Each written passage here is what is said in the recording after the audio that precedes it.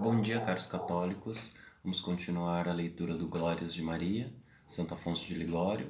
Antes de iniciarmos a leitura, vamos rezar um pouco. Em nome do Pai, do Filho e do Espírito Santo. Amém.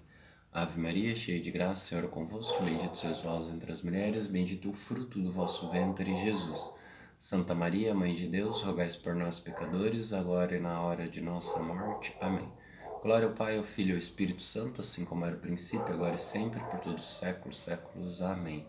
São Afonso de Ligório, rogai por nós. Em nome do Pai, do Filho e do Espírito Santo. Amém. Era conveniente a Deus preservar Maria como sua mãe da culpa. E, em segundo lugar, conveio o Filho preservar Maria da culpa por ser sua mãe.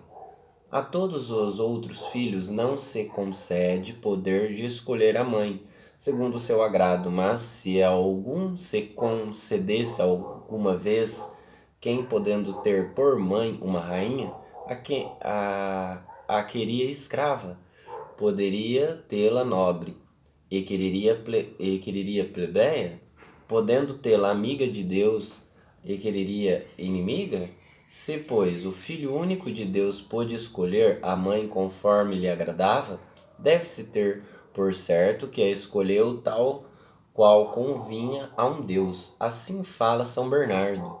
E para nascer de um homem, o Criador dos homens precisou escolher uma mãe, tal como sabia conviver a si. E sendo apropriado a um Deus puríssimo ter uma mãe pura de toda culpa, tal como efeito a fez afirma São Bernardino de Sena com estas palavras. Em terceiro lugar foi a santificação maternal, e esta renove toda a culpa original. Esta possui a Santíssima Virgem. Seguramente Deus temperou tal mulher tanto como nobreza de natureza quanto com a perfeição da graça. Assim convia que fosse sua mãe, como está relacionado o que escreveu o apóstolo. Assim, afinal convinha que fosse o nosso pontificado santo, inocente, impoluto, segregado dos pecadores, etc. Repara aqui um douto autor que, segundo São Paulo, foi apropriado que a nosso Redentor não se fosse segrado dos pecados, mas também dos pecadores, como interpreta São Tomás. Conveio aquele que veio tolher os pecados ser segregado dos pecados quanto à culpa que Adão se submeteu. E como poderia Jesus Cristo dizer-se segregado dos pecadores, tendo uma mãe pecadora? Diz Santo Ambrósio, Cristo escolheu não da terra, mas do céu, o vaso pelo qual descesse e sagrou o templo do pudor. Alude o santo ao dito São Paulo: o primeiro homem vindo da terra foi terreno, o segundo homem vindo do céu foi celeste.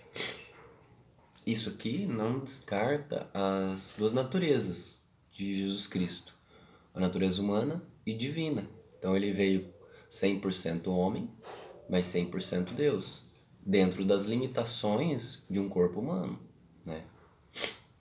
Santo Ambrósio chama a Divina Mãe de vaso celeste, porque Maria não fosse terrena por natureza, como sonham os hereges, mas celeste por graça, pois foi ela superior aos anjos do céu em santidade e pureza, como convinha um rei da glória, que havia de habitar em seu seio, segundo revelou o Batista Santa Brígida. Não era adequado que o Rei da Glória repousasse senão no vaso mais puro e mais eleito acima de todos os anjos e homens. Como o que combina isso que o próprio Eterno Pai disse à mesma Santa. Maria foi um vaso limpo e não limpo. Limpo porque toda bela mas não limpo, porque nascia dos pecadores, embora nascida sem pecado, para que meu filho nascesse dela sem pecado. E notem-se as últimas palavras, a saber que Maria foi sem culpa concebida, a fim de que nascesse dela sem culpa o divino Filho. Não porque Jesus Cristo fosse capaz de contrair culpa, mas a fim de que ele não tivesse a infância de ter uma mãe contaminada do pecado, e escrava do demônio. Ou seja, Nossa Senhora nasceu pura, porque Jesus Cristo não poderia ser concebido de um meio que tivesse contaminado pela mancha do pecado. Diz o Espírito Santo que a honra do Pai e a glória do Filho, a desonra do Pai e o opróbrio do Filho. A glória do homem, afinal, está na honra de seu pai, e a vergonha do filho está num pai sem honra. Diz Santo Agostinho, além disso, que Jesus preservou o corpo de Maria da corrupção após a morte, porque redundaria em sua desonra que se corrompesse pela prontidão aquela carne virginal de que ele se revestia, pois a podridão é a vergonha da condição humana, de qual, uma vez que Jesus é alheiro dela. A natureza de Maria se exclui. A carne de Jesus, afinal, é de Maria. Ora, se seria opróbio a Jesus Cristo nascer de uma mãe com o corpo sujeito à podridão da carne, quanto mais não seria nascer de uma mãe com a alma contaminada da podridão do pecado? Além do que, sendo verdade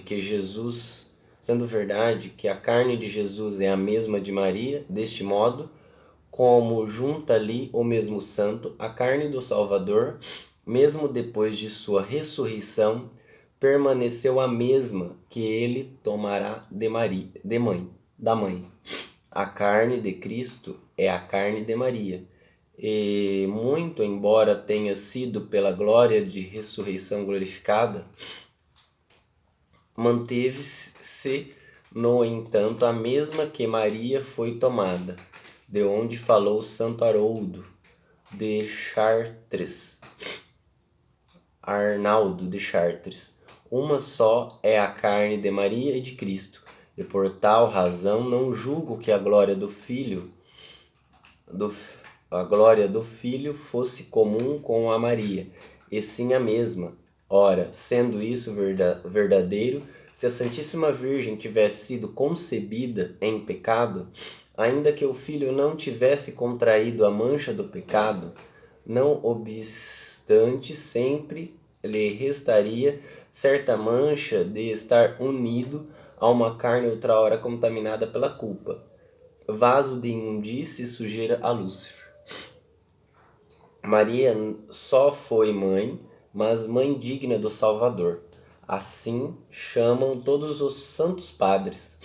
São Bernardo, somente tu foste encontrada digna que em tua corte virginal o Rei dos Reis escolhesse passar a primeira estadia. São Tomás de Vilanova, antes de receber-se que era digna de ser mãe de Deus, a própria Santa Igreja nos afirma que a Virgem mereceu ser mãe de Jesus Cristo. A Santíssima Virgem foi cujas entranhas mereceram carregar Cristo Senhor.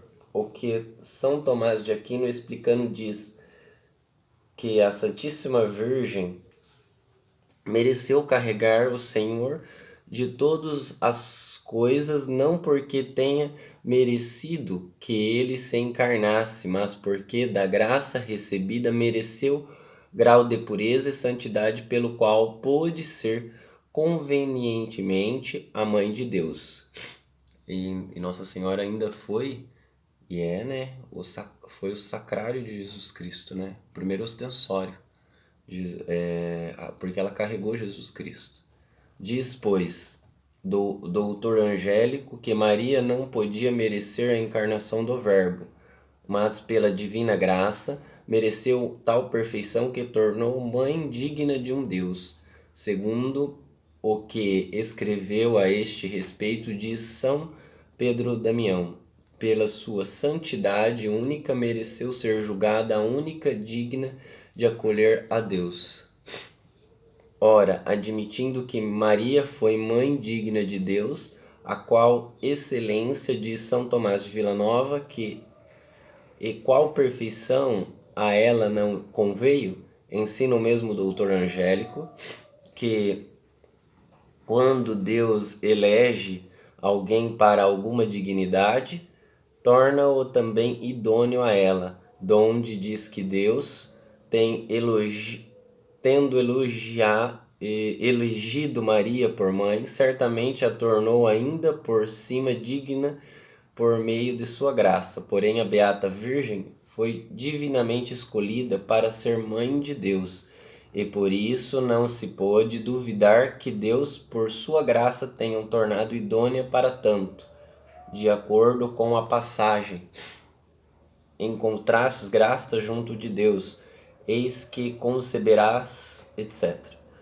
E disso depreende o santo